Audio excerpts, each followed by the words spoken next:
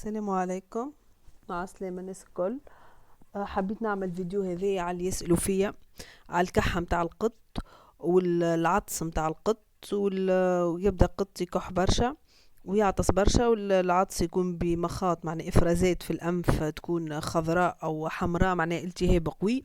باش نقولكم ما تاخذوش المضاد الحيوي، خذوا مضاد بكتيريا، خاطر المضاد الحيوي يقتل البكتيريا، والمضاد البكتيري نجم يقتل الفيروس اللي هو كيما البرد معناها كيما الانفلونزا كل شيء.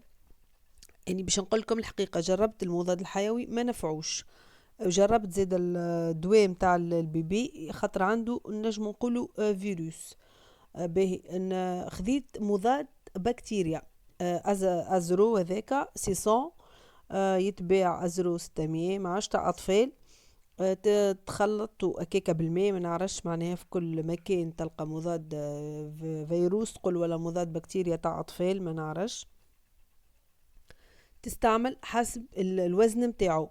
شفت الحقنة ذيك السيرانك، اني هو نورمالمون ممكن يعمل 5 كيلو اقل ما نعرفش، حاسيل نحط في ال5 كيلو بعد ما خلطته كل شيء ونشربه، خاطر يتعبني نجم يشرب 3 والباقي يمشي، معناها ديما حسب الوزن.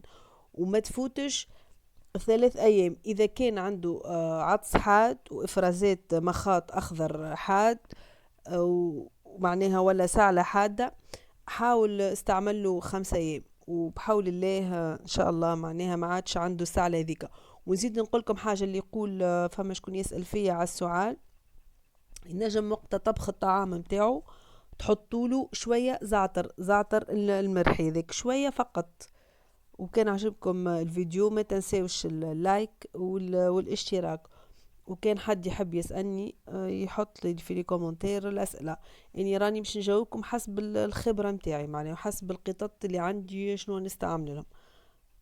والحمد لله معناها تنحات له العطس، تنحى بعد 3 أيام، تنحى معناها حتى كيف ولا عنده عطس معناها ممكن ولا يتحسس أما من غير مخاط لا أخضر لا حد شيء، والحمد لله.